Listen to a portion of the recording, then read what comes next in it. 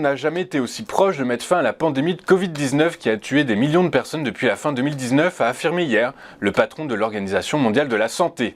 La semaine dernière, le nombre de décès hebdomadaires de Covid-19 est tombé au plus bas depuis mars 2020. Nous n'avons jamais été dans une meilleure position pour mettre fin à la pandémie, a dit le docteur Tedros Adhanom Ghebreyesus lors d'un point de presse à Genève.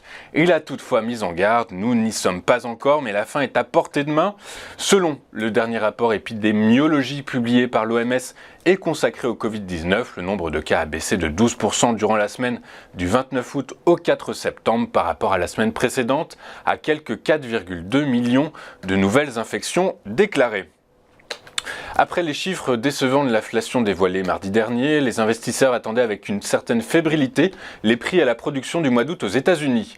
Et malgré une tension moins forte, les prix continuent d'augmenter. Ainsi, l'indice des prix américains à la production du mois d'août s'est établi en baisse de 0,1% en comparaison du mois antérieur, en ligne avec le consensus de place et en augmentation de 8,7% en rythme annuel, ce qui ressort également conforme aux attentes.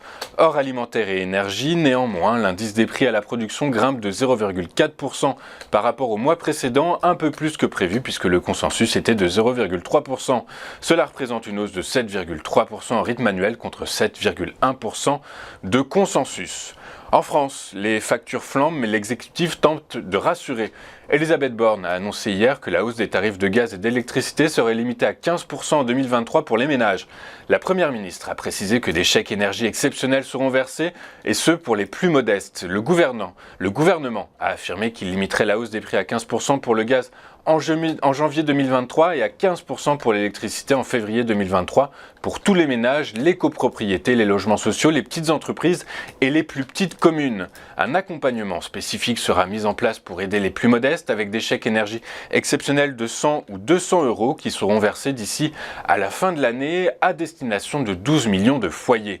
Seule la sobriété et la solidarité européenne nous permettront d'éviter des coupures en cas d'hiver particulièrement froid, a ajouté Elisabeth Borne. Le bouclier tarifaire sur les prix du gaz et de l'électricité coûtera 16 milliards d'euros à l'État en 2023, a annoncé dans la foulée le ministre de l'économie Bruno Le Maire. Ethereum se prépare à passer définitivement de la Proof of Work à la Proof of Stake. Selon plusieurs sources concordantes, la transition très attendue connue dans la communauté cryptographique sous le nom de The Merge est actuellement prévue aujourd'hui entre 6h45 et 7h36. Nous vous en dirons plus dans nos prochaines éditions.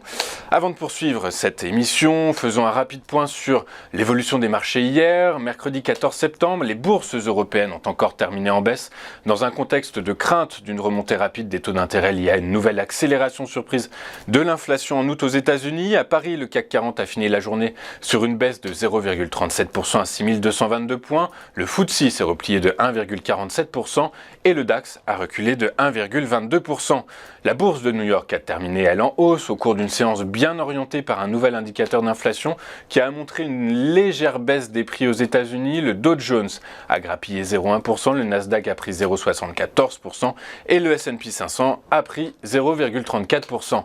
En France, seuls les secteurs de l'énergie et de la tech ont clôturé dans le vert, avec des gains respectifs de 2,41% et 0,26%. Les matériaux de base et les industries ont signé les pires variations de la journée, avec des replis de 1,56% et 1,22%. Technip Energy a réalisé la meilleure performance avec un gain de 5,85% à 13,29 €. Le titre de la part pétrolière française a terminé en tête du SBF 120, soutenu par les cours du baril de Brent en hausse. Orpea creuse encore un peu plus sa tombe et recule pour la troisième séance consécutive, toujours sur fond de marge d'exploitation en baisse au S1 2022 et qui pourrait perdurer au S2. Le titre abandonne 6,37% à 14,25 € et lâche plus de 30% sur les 5 dernières séances. Les cours du pétrole se sont ressaisis hier, boostés par la levée de restrictions sanitaires en Chine ainsi que par la perspective de la fin du programme d'utilisation massive des réserves stratégiques américaines.